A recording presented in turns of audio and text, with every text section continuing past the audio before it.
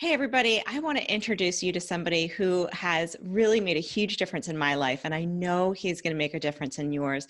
I want to introduce you to Dave Keil. And while many of you might not know Dave, you're going to know the brands that Dave has run. He is that guy, okay? So whenever that entrepreneur is getting their business to a certain place and they can't get it to that next level, Dave is that unicorn that they bring in to double and triple sales. And I don't mean just like a couple $1,000s, right? I mean like a couple tens of millions of dollars. And so he is that guy. And I want to bring him to the forefront and introduce you to him, because many of you are wondering, who are these people? Who are these equity people that come in and they like help with money and they help like leadership? And Dave, you're that guy. Laura, thanks for having me. I've not ever quite had an intro like that, but happy to be that guy if it's helpful to some other folks. Yeah. I mean, you left your sort of your unicorn horn at home, I guess, because I know that you're in your remote cabin in the woods right now. I am, yeah. Yeah, so that's back in Ann Arbor.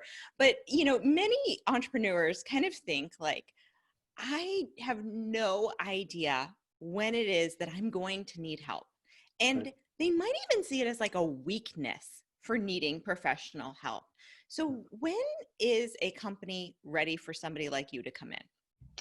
I think it's any stage, Laura, to be honest, from the people that are just coming up with the idea, who need help forming it and shaping it, and knowing perhaps what the time ahead looks like, what the path ahead looks like. I spend a lot of time helping founders, owners look around a corner and think about what's to come. So early stage, probably the best for us is when they know that they're going to scale, when they've got a couple of good open units or their service is beginning to take off and they need help scaling, which I'm sure is a number of the folks listening today. They need that. There's a difference between running one or two of something, clients, units, and getting yourself to 100. And that's where I've proven the playbooks that I've helped employ. And we can talk more about those from that, going from a couple to 100.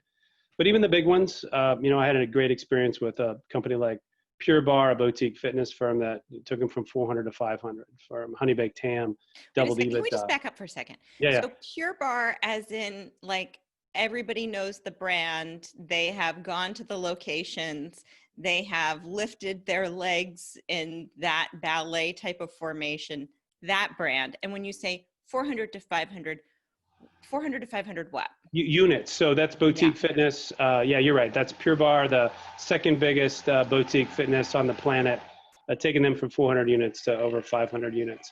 And that was a great story. They, many of the basics that you and I have talked about and actually implemented at brands, they had lost their way in certain ways. Their founder had been gone for a few years. So one of the first things we did was bring the founder back. Their value proposition, we worked hard on that early on. It wasn't just about shaping bodies. It was very much about empowering women. And so we began to unpack that. Things exploded. We looked hard at the marketplace, and we were mostly a physical location where you came to work out. And as we assessed the market, we knew that about 8% of the fitness spend was digital. And so during my tenure there, we moved to and launched Pure Barre On Demand. So we went after that omnichannel consumer. So at this stage, Laura, for somebody like me, it's really just about helping think about the path ahead. And I talk a lot about levers, and I always talk about just those basics. And you and I have done it together. What is that value proposition? What are those values? What's the mission? What's the core? And unless you go back to that, you'll never succeed. It's so interesting because I was brought in with the companies that we've worked on together by the founder of the Lash Lounge. And she said, Laura, I'd really like you to talk to my new CEO. I'd like you to talk to him about marketing. I'd like for you to share with him a little bit about what you know and see if it could be useful. And I really thought I was going to get on this phone with like this sort of hard driving, really operational, really bottom line finance. I thought I was going to get on the phone with Neutron Jack, like Jack Welch or something. It's kind of what I envisioned and what a lot of people envision when they think about somebody like you. And the first thing you wanted to talk about was the mission and the vision and the Yes, values. And the first thing you wanted me to work on was the brand. that's And that it. really surprised me as somebody with a strong operational background. Why do you think working on the brand is fundamental to growing a company? I'm glad you asked that question. It's where it all starts. It's the promise to your end consumer, as you well know. That's what your brand is. And you'd be surprised. It doesn't matter the size, Laura, of the brands that I've worked with. Every single time I've stepped into a leadership position, whether I ran a $500 million division of a Fortune 500 company, Ecolab's healthcare division, we didn't have our value proposition right. We didn't have our brand right. We talked about cleaning hands and breaking vectors of pathogen transmission. And What? really what we were doing, yeah, exactly. But really what we were doing is we were saving lives. Clean hands equals saved lives because of healthcare associated infections. When we started talking about from pathogen transmission into saving lives, it made all the difference. At the Lash Lounge, you helped us do this, Laura. We were talking a lot about lashing. The founder is amazing, a friend of both of ours, had a great concept. She knew it, she knew her brand, but we had never written it down. And there's power in that. And you helped us get voice of customer. We talked to both the people in the business, we talked to end clients, both those who were current and past clients, and to really understand the why. And together we unpacked it and we wrote a mission, we wrote a vision. The manifesto we came up with is literally you, Anna, and I, and a couple of others sat in a room and created that manifesto in about an hour and a half. Yes. I think we locked the door and wouldn't let anybody out until we got it. That's now written on the wall of every Lash Lounge. Right. Because we got it. And we began to unpack that it's not about putting lashes on. It's not just about beauty. It's about facing the day with confidence. It's about empowerment and how you feel. And so that's what we were able to unpack. So it doesn't matter if it's selling soap or selling lashes, you've got to get to that core essence of the brand, that value proposition, that brand, and who you are, because everything else falls from there. Who you hire, how you spend your marketing dollars on, your supply chain. You're never going to unpack. If your goal is to grow, your goal is to, expand, your goal is to make a bunch of money, you have to start with the brand. You have to start with the value proposition and the core. Yeah, that's so, so incredible. And I'm so glad that you mentioned that, because many entrepreneurs want to skip that part, right? Mm. They want to build the funnel, write the emails. And a majority of work that entrepreneurs do in the beginning stages is there. It's typically not on the brand. It's hard to slow down. And it's hard to say this is important and we should be working on this. That's And true. Even consumer package businesses. I had the chance to run Honey Baked Ham, another consumer business. I don't know if there's ham fans within your group, but there's some in my house. they're in your house, 6 I'm and sure. 8, but yes, they're big ham fans. But we did the same. We sat around and talked about slice thickness and glaze coverage. And, at the end of the day, we really unpacked the brand as making occasions more special. So it doesn't matter the size. And this is a big business, 400 units around the U.S. So it doesn't matter the size. So those 19, I think there was about 19 Lash Lounges at the time, and there's more than 100 today, or 400 Honey Bakes or 500 Pure Bars. It doesn't matter. Someone like me, as you describe me, I'm going to take you back to the beginning, and we're going to get mission, vision, value prop, reasons to believe, and the brand right. And then we're going to go after scaling. So, so good. And it's funny because you were talking about Ecolab, and every time I go to bring my kids to the pediatrician and I look at the Ecolab hand sanitizer, I think of you. Yeah. Thank you. Little did we know how important that was going to be in 2020. Yeah. Little did we know. Doing pretty well. They prepared a long time. I mean, that is a great business, and for a reason. They're well led, and we even in that at the Doug Baker, who leads that organization, Christoph Beck, who's the president, those guys are incredible leaders. And they, too, running a $15 billion business, are always bringing it back to the why and the core. So, yeah. And one of my next questions was really about what entrepreneurs should be thinking about today in this moment when it comes to their own leadership. And I have to say that watching you really has been one of my biggest lessons as an entrepreneur, watching you lead. Because I always say, like, watching you lead is like watching somebody conduct a really complicated orchestra. And everybody has their own roles and they have their own parts and they have their own leadership style. But somehow you get them all moving together to create a symphony. And what are some of those things that you would recommend that entrepreneurs be thinking about today, as many of them are going very much into the unknown? Yeah, great question. You've got to be visible first and foremost. And I know most teams start small, but being visible is so important. Leading into the unknown, you've got to call out the truth. All of us are leaving. We're talking today in the middle of a global pandemic, and too many people aren't talking about the hard reality. So I think you've got to talk about that. You have to be visible. You have to talk about acknowledging the current state. If you're in a cash-strapped environment, talk about it. Get your team to rally around it. It's okay to share that stuff, but also be clear and simple with your goals. I love the power of three. Laura, you've seen me lead enough. There's always the three.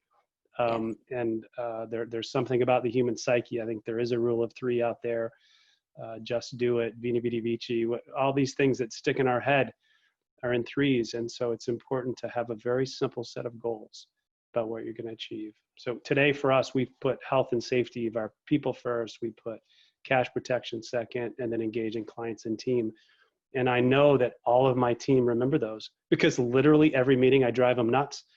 I put that slide up. Every single meeting that I have with my team, I make it. So that's part of making things visible. Always I'm looking to create touch points with your end client, with your team. Always make those touch points. Even if you don't have a reason, make a reason to create a touch point. And then probably the thing that I love the most is I always think about leading in three different ways. So you've got to lead with your head. So you have to capture people's intellect. They have to understand the why we're doing what we're doing. What's the value proposition behind it, of what service or product you're selling. So your whole team has to get it. And oftentimes founders, leaders, it's stuck in their head. You've got to find a way to articulate that. People like you can help with that. Laura, I know you've helped me with that before, but you've got to articulate for your head. But you also have to capture people's hearts, right? Too often, again, back to that, the brand, it's an emotional connection. People can rally around empowering women, saving lives, making occasions more special, much more than they can around lash thickness or slice thickness of Right. ham. So you've got to capture that higher order goal about why are we doing this, and so you got to get to people's hearts as a leader. I've seen too many people not make that jump between the head, the business case, into the heart. And then finally, I think about it with hands too. You got to get people busy, particularly in times of uncertainty and change. You've got to, if there's unknown, people tend to inject some negativity into an unknown. So you're, as the leader, you've got to say, okay, here's the intellectual thing, here's the why, but then get people busy on working toward the next step. And so I've always worked hard at that, about the head, heart, and the hands. And it really does take all three of those to make a successful organization. Yes. One of the things I admire about you is that you also always have a very cool and calm style, no matter what is happening, no matter what's hitting the fan. I, joked around with you one time that, like, God blessed you with a really well-developed frontal cortex, because I've never seen you react badly to anything. But what about those entrepreneurs who might struggle with that, right? In times of crisis or times of needing to show up in leadership, they just want to hide under the covers. And I ask this question because I have been there, and I'm wondering what you would say to somebody who wants to lead in the way that you just described, but they are just not feeling it today. You've got to come back and spend time on your own why, to understand and remind yourself of why you're doing this in the first place. Why are you starting your company? What change do you want to affect? And I think that always should bring a warm feeling to yourself about making sure you're remembering your why. Surround yourself with people. If you don't have a personal board, you need to get one. So it can come from any place Hmm. around, so for people at church or work or friends or neighbors or former associates, but create a board of directors in your life, a group of people that can speak the truth to you, that you can pick up the phone or text, that when you need that. That is a super important thing. I'm a big believer in you got to watch what you consume. And so often what would put me under the covers is something that I've read or watched. And I think you've got to watch that, about what are you consuming? Because that will certainly impact you. Yeah. And I think the other thing you got to do is you got to ask. I am shocked by just people that just won't reach out to help. And there's so many people like you, like me, who will, if asked, will help. We're not going to charge you something for it. We're just going to share.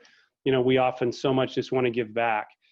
And I think that I have seen that shift here in the COVID times about people are more willing to ask. And I think more people are more willing to say yes to that.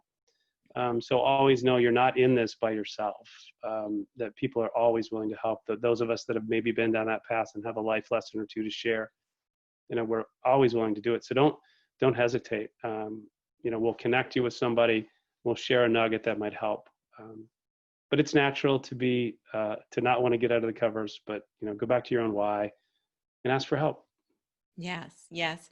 In my toughest moments, I remember reaching out to somebody that I had known from Vistage, and I said, I'm coming to your house now. Yeah, right. And I happened to have seen her today before our interview, and she said, Oh. that meant so much to me. And I said, really? Because that was kind of difficult for me to do.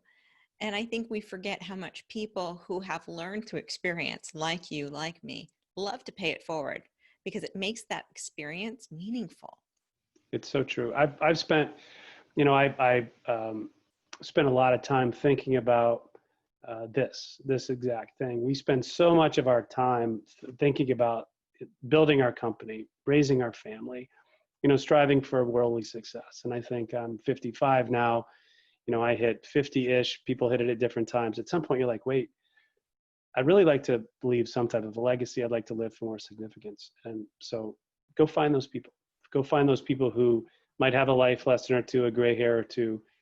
And for me, it's very much, it's my mission today. That's absolutely what I want to do, is help share life lessons with people. I've written it down. It's on my mission statement, and help scale businesses for good. And so I've got it down to that's my mission.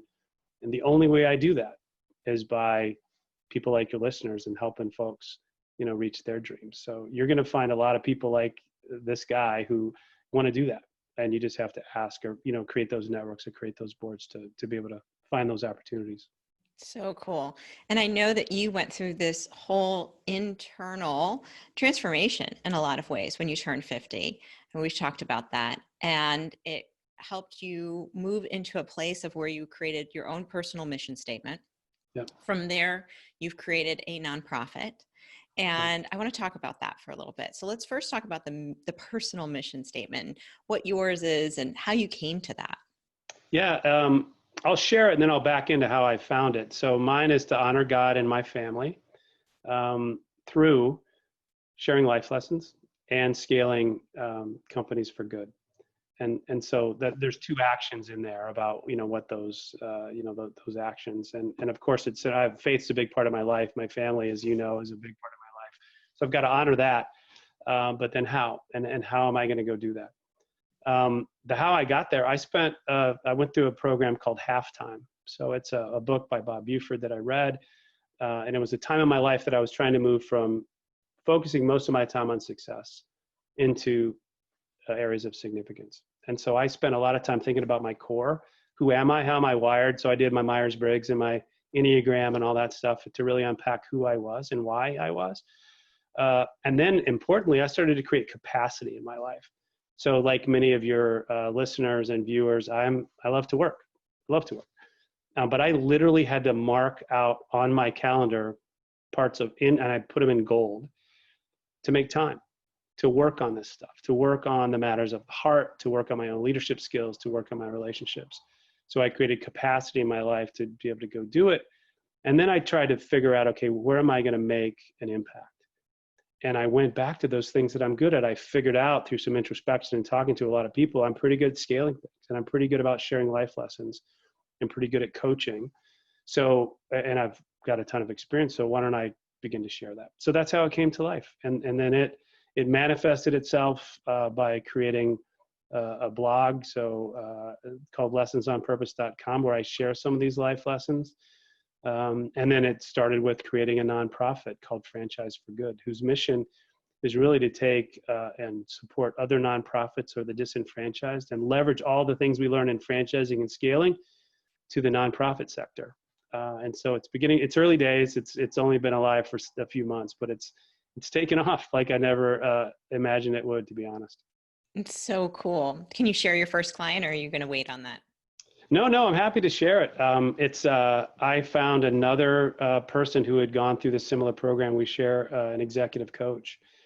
His name's Pat Hamill. He runs a company called Oakwood Homes, he sold his company to Warren Buffett. So he's now part of the Berkshire Hathaway family. And he's got his own nonprofit that's about scaling jobs. So he's a big home builder and had a dearth of labor, just couldn't find enough skilled labor. He created a nonprofit in Colorado to train people or unemployed people in the trades. So how to be an electrician, a plumber, a carpenter, and he put them to work. Beautiful model. And it works in Colorado, but it had the potential to scale. So I have this company that knows how to scale stuff. He's got this company creating trade jobs. So we've started a company called Build Strong Academy. We're going to go to our missions to create 1 million trade jobs, to train 1 million people in trade jobs. We just met last week. We've got the Home Builders Institute, so the federal institution that does the certifications, they're on board. We have large donors who are coming in. Drew Brees, one of our partners at Franworth, we were just talking last Friday, he's ready to go in New Orleans. So it's just amazing when you put something out there in the world, going through a process like that, how things just come. So yeah, thanks for letting me talk about that for a minute. Yeah. I mean, it's fascinating. And I think for so many people who are listening, they may be in a stage of entrepreneurship where they might not have the connections to do that yet, or they might not have the leadership experience to have confidence and step forward in that type of endeavor, but they want to make a difference. I mean, that's what entrepreneurship is about. Most people go into entrepreneurship because they want some freedom and they want flexibility and they want control over their income. But ultimately, it's because there was something that was pulling on their heart to make a difference. So for those of you who are listening, Dave, what would you say to them if they want to create something like this, but they wouldn't know how to get started, or they feel like they're not there yet? I would give them the same roadmap as that I took. And it took me until I was more than 50 to get there. So don't beat yourself up if you're not there. But make sure you really understand what at your core, what is it that you want to impact? Is it a social good that you really want to go do? You've got to create some capacity to do it, to actually think about it. For me, it's a quiet time in the morning that I'm thinking thoughts like that. So I know that's tough as an entrepreneur. I know how difficult that is, but going a walk and think it through about, creating capacity for yourself to think about that. And then it's starting small. It is truly starting small. As you're setting your values, as you're setting your mission of your company, embed that. I mean, I've seen a lot of companies, our friends at SCOA, Andrea Scott, the founder there, spent a lot of time thinking about the values, and she lives them every single day and goes back to them, makes decisions based on them. And so if you have an entrepreneurial, a philanthropic part of what the contribution you want to make, put those in and write it down. And that is something that I think there's huge power in. You and I have seen it. We've helped coach scaling businesses, the power of actually writing it down. I think so many young entrepreneurs that I've seen, they have it in their head. Yes. But the only way to manifest it, if you're going to lead well and achieve your vision, you've got to write it down. You have to put it out there, and then it will come. And so I guess that's probably the most practical advice I can give, is actually write it down. Set a goal and write it down. And you'd be surprised at how few people, you might think you have a clearly articulated goal, but the first thing I'm going to ask you is show it to me. Right. Right. And speaking on behalf of entrepreneurs, we think that everybody has access to our thoughts. We forget I think that that's very true. You're right, Laura. You're right. Uh, yeah, we live in our head, right? We're always thinking. We're always thinking about the next thing, the next idea, the next marketing campaign, the next funnel. And we forget that many times it is a soliloquy that lives in between both ears. And that's pretty much it. yeah, and you talked before. You described my leadership style as a conductor, and I think very much that's what any leader is a conductor. And but you're the one as the entrepreneur. You're writing the score, but you Hmm. have to write it down. And so you've got to write that score, and then I call it Strat Flow down. If you know what your vision is, you break it down to, I always use threes, but what are your three main imperatives? Then anyone on your team or any consumer needs to see which one of those streams are they following in. You know, how does that strategy, your vision of it, what's in your head, how does that translate to a couple of actions that then your team can get their head and their mind and their hands around? So um, that's the way to do it. Yeah. So speaking of three, I have three fun questions for you as we Oh, wrap up. all right, fun. So the first is, what is your favorite book? Oh, I love that question. I talked about halftime, so that certainly is probably the one that is. If I measure by the books I've given away the most, halftime by Bob Buford is certainly one. But if I could have a second, the Greg McCowan's book on essentialism has been impactful to me as well, and I've given that one away a lot as well. That just talks about what's your one thing, and focus on that one thing. And again, I would just a small word of advice again to entrepreneurs, and I've found this in every company as well that I've come help um, lead, is they've always focused. They've maybe either forgotten their one thing or their one thing has grown into 12 things. Yes. And every time at my company today at Franworth, when we come into a new business, we streamline and we get them back to the one thing. Yes. That's so, so good. And it's funny because we've never actually talked about this, but I do the same thing. Mm. So I come in as a fractional CMO, typically with businesses between 1 and 10 million in that type of role. And I am the first thing I do is figure out, what are we going to get rid of? What goes? And just that one thing. And I often say it's, one avatar, one product, one funnel, until you just have completely exhausted it, and then add on. So that's funny that we Yeah, both well have that said. same. Yeah, we've never talked about that, but it's funny. I'm not surprised we're aligned on that. But it's not easy to do, Laura, as you well know, because you're going to prune something, you're going to shed something. But with experience, I'll tell you that you've just got to get back to that core, that one thing. Yep. Where's your favorite vacation spot? Oh, I'm in it. I'm in Glen Arbor, Michigan. This is a place my wife Jenny started coming to 50 years ago as a kid. And then we a couple years ago got a place up here because it's just fantastic. We're right in the heart of the Sleeping Bear sand dunes, and Lake Michigan's there, and Glen Lake's right there, and now it's just real paradise. We can relax as a family. In fact, I've got my oldest 29-year-old son living right next door who bailed from San Francisco, and so it's become a bit of a respite. But it's always a place to reconnect as a family and get in the outdoors. So, so good. Yes, you and your wife met at the University of Michigan. I won't say how many years ago because I don't want to date her, even though you've already dated yourself. I think I have.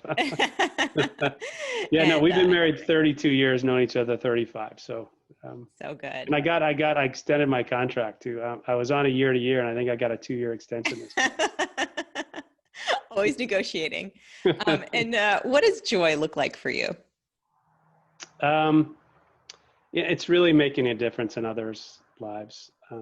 I tried to define my mission statement for me. I'd said my faith's important to me. So I know whose I am, and Hmm. so that gives me a certain inner peace. And then it comes about what's important to me, my family, and then what impact can I make. It's doing my best to help others along their journey. So that's having that core, that's where that calm comes from. And then that's able to allow me to give back and try to see the light in others' eyes as I share something. So that, to me, that's true joy. So good. And Dave, if people want to tap into your wisdom on a regular basis, where can they find you? Probably the best place is that lessonsonpurpose.com.